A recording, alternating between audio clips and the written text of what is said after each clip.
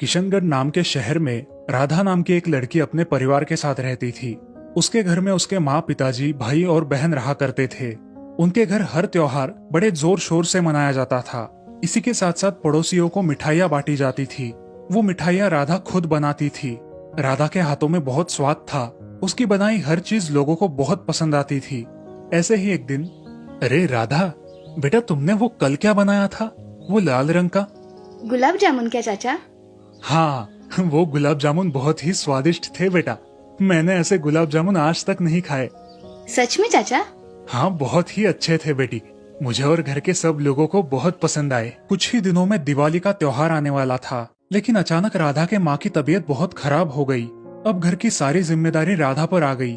उसकी माँ का घर पर ही इलाज शुरू हो गया, लेकिन उसकी तबीयत में कोई फर्क नहीं पड़ रहा था। ऐसे ही एक दिन डॉक्टर उनके घर आए। श्यामल दास जी, आपकी पत्नी की हालत बहुत नाजुक है। मेरी सलाह मानो तो आप इन्हें शहर के अस्पताल में लेकर जाइए। वहाँ इनका अच्छी तरह से इलाज हो सकता है। डॉक्टर साहब, मगर शहर लेकर जाएंगे तो पैसे बहुत लगेंगे ना?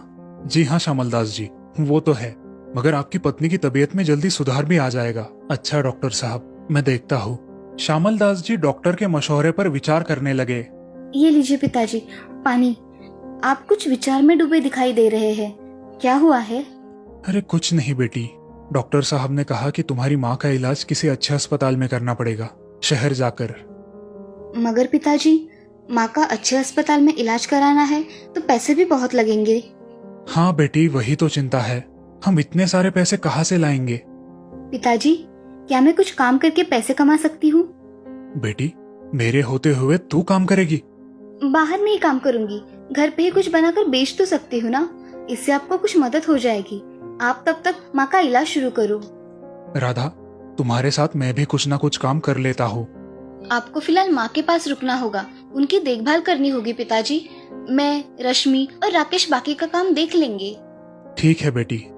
श्यामल दास उनके पास जो भी पैसे जमा थे, उनके जोर पर अपनी पत्नी को शहर के अस्पताल में लेकर गए। राधा घर में बड़ी होने के कारण सारी जिम्मेदारी उस पर आ पड़ी। घर के साथ साथ उसे कुछ पैसे भी कमाने थे। इस सब के कारण वो सोच में पड़ गई। उसे समझ नहीं आ रहा था कि क्या किया जाए। ऐसे ही एक दिन वो पांडुरंग चाचा के पास गई। चाचा, मेरे पिताजी शहर में माँ का इलाज कराने अस्पताल गए हैं और उनको पैसों की सख्त जरूरत है। क्या आपके यहाँ मुझे कुछ काम मिल सकेगा? अरे राधा बिटिया, तुम्हें किसी के यहाँ काम करने की क्या जरूरत है? तुम्हारे हाथों में तो स्वाद ही स्वाद है। तुम एक काम क्यों नहीं करती? तुम गुलाब जामुन बनाओ और उन्हें बेचो। इस काम में मैं तुम्हारी मदद करूंगा। सच में चाचा? हाँ बेटी, तुम कल बहुत सारे गुलाब जामुन बनाना। हम उन्हें लेकर गांव के बाजार में जाकर बेचेंगे। लेकिन चाचा, क्या लोग मैंने बनाए हुए गुलाब जामुन लेंगे? अरे हाँ राधा, लेंगे ना। तुम्हें पता है ना तुम्हारे हाथों में कितना जादू है। तुम जाओ, आज के आज सामान लेकर आओ। कल सुबह ही हम गुलाब जामुन बेचने चले जाएंगे। उसी दिन बाजार में जाकर राधा गुलाब जामुन को लगने वाली सारी सामग्री खरीद कर लाती है। अगली सुबह जल्द ही उठकर राधा बहुत सारे गुलाब जामुन बनाती है और पांडुरंग चाचा के साथ साथ गांव के बीचों बीच जाकर उन्हें बेचने लगती है। राधा ने बनाए गुलाब जामुन देखकर वहाँ बहुत सारे लोग जमा हो जाते हैं। उन्हें राधा के बनाए गुलाब जामुन बेहद पसंद आते हैं और देखते ही देखते राधा के सारे गुलाब जामुन खत्म हो जाते हैं। ये देखकर राधा बहुत खुश हो जाती है और चाचा से कहती है, चाचा, मेरे सारे गुलाब जामुन अच्छी तरह से बिक गए। देखिए ना, एक भी बाकी नहीं रहा। मैंने कहा था ना, तुम्हारे हाथ के गुलाब जामुन बहुत स्वादिष्ट है। बेटी, कल और ज्यादा गुलाब जामुन बनाना। जी चाचा, कल मैं ज्यादा गुलाब जामुन बनाऊंगी और कल फिर से हम यहाँ बेचने आएंगे। हाँ बेटी। घर आकर राधा उस दिन का मुनाफा गिनती है और बहुत खुश हो जाती है। वो अपने पिताजी को फोन लगाती है। पिताजी, माँ की तबीयत कैसी है? उसकी तबीयत अच्छी है, अभी ट्रीटमेंट शुरू है। तुम तीनों कैसे हो? हम सब बहुत अच्छे हैं पिताजी।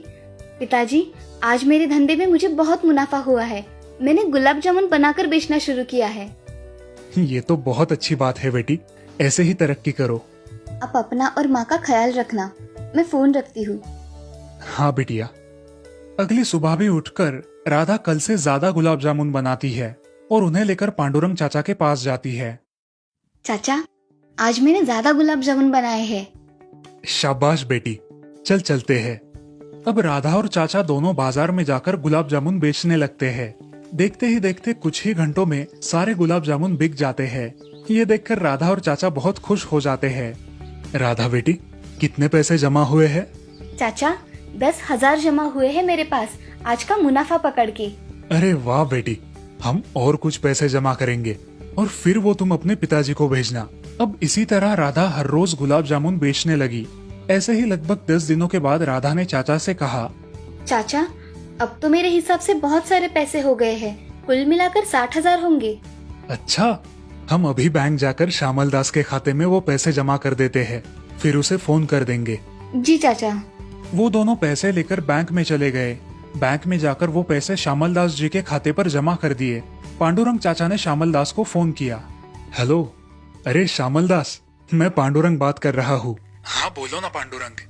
अरे तुम्हारी बेटी राधा ने 60,000 रुपए जमा किए हैं और हमने उसे तुम्हारे खाते में डाल दिया है। अब अपनी पत्नी का अच्छे से इलाज करना और जल्द ही उसे लेकर घर लौट आना। क्या बात कर रहे हो पांडुरंग, मैं जल्द ही राधा की माँ को घर ले आऊंगा। तब तक तुम मेरे बच्चों का ख्याल रखना। तुम यहाँ की चिंता मत करो, मैं यहाँ सब संभाल लूंगा। तुम्हारी माँ जल्द ही ठीक हो जाएगी और तुम सब इस साल साथ में दिवाली मनाओगे। राधा ने अपनी मेहनत जारी रखी। ऐसे ही कुछ दिन बीत गए और एक सुबह राधा के माँ और पिताजी घर लौट आए। अपने माँ और पिताजी को देखकर राधा और उसके भाई बहन फूले न समाये। मेरी बच्ची, कितना कुछ करना पड़ा मेरी वजह से तुम्हें। आज से तुम ये काम नहीं करोगी। नहीं माँ, अब मेरा धंधा बहुत अच्छे से चल रहा है और मैं अब ये कायम रखूंगी। ये सब सुनकर श्यामल दास की आंखें भर आई।